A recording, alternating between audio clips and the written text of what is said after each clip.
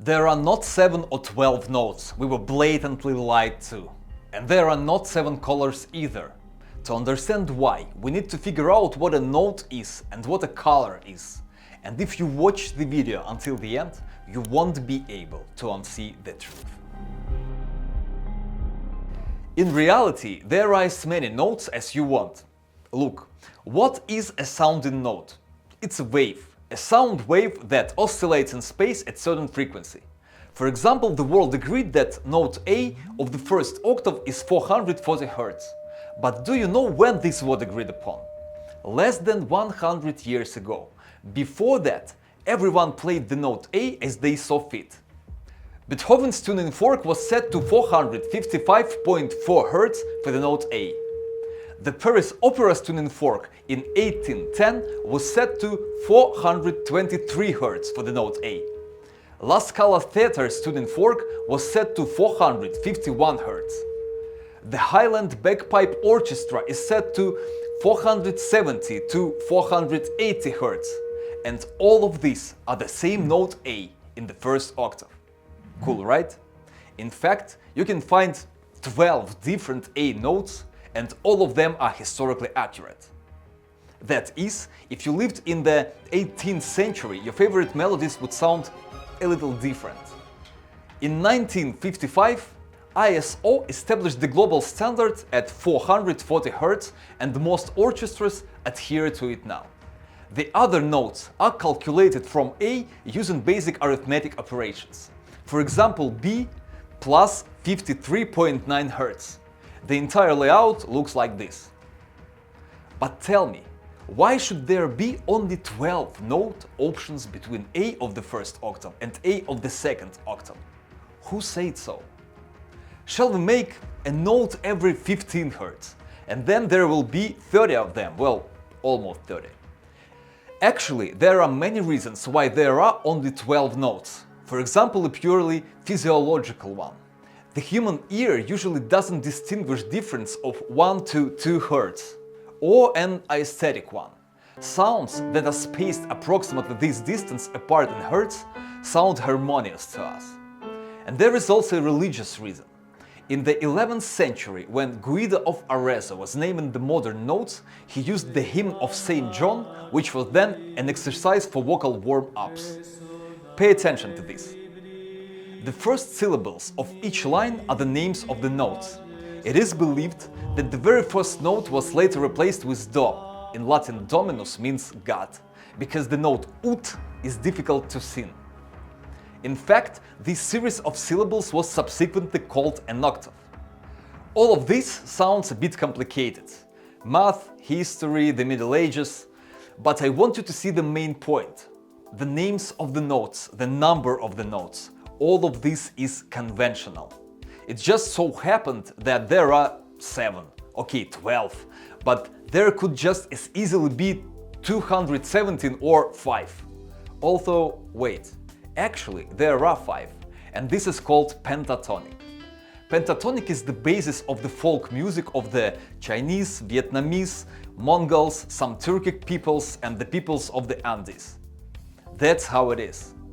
And you understand what's coming next, right?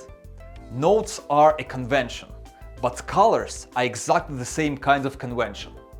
You probably know that objects in the world don't possess any colors at all. Simply put, when light falls on an orange, the orange absorbs part of that light and reflects the rest. The reflected light is what we perceive as color. But in reality, it's a wave similar to sound. It's just measured not in hertz but in nanometers.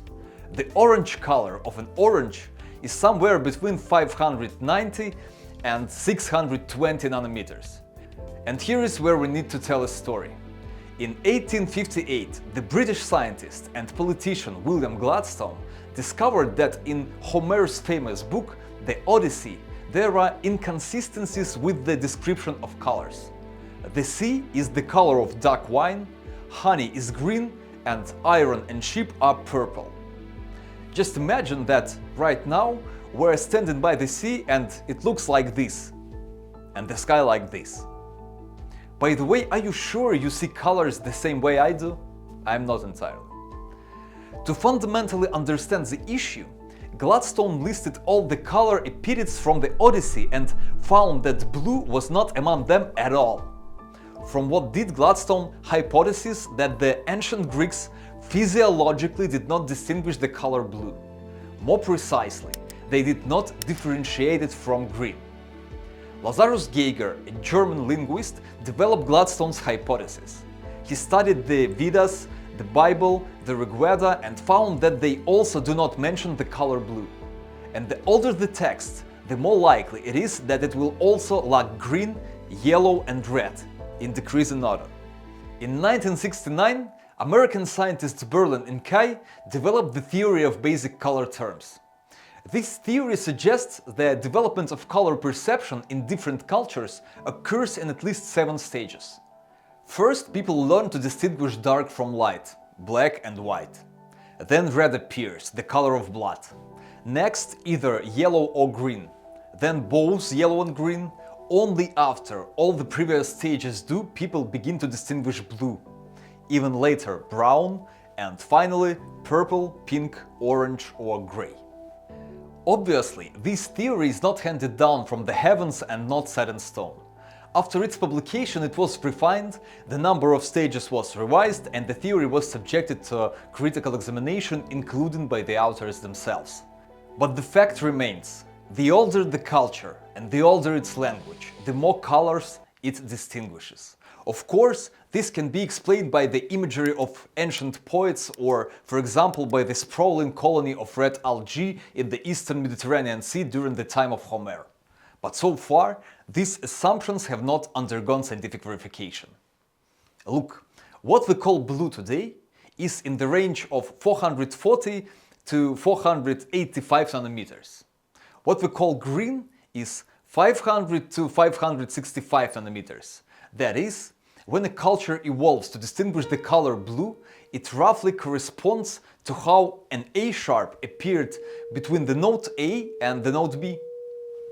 Let's repeat once more. There are not 12 notes and colors are not 7 or 10 million as some claim. There are as many notes and colors as you want, or rather as many as you need for effective use. We believe in these conventions because they make our lives easier. They allow us to distinguish a ripe apple from an unripe one, or play this instead of this. And this happens in any sphere of life where there is no clear division of phenomena. Let's conduct a final experiment. Try to quickly list how many types of taste there are. Pause and write in the comments. Let me guess your options. Bitter, sweet, salty, sour. Right? And most likely you haven't heard that the existence of a 5th taste, protein, it's called umami, has recently been officially recognized. But that's not the end. Behold, the 6th taste, ammonium chloride. Is this the limit? Unlikely. Colors, tastes, notes, as many as cultural necessity dictates. Don't blindly believe in typologies. Go deeper. Seek meanings. See you.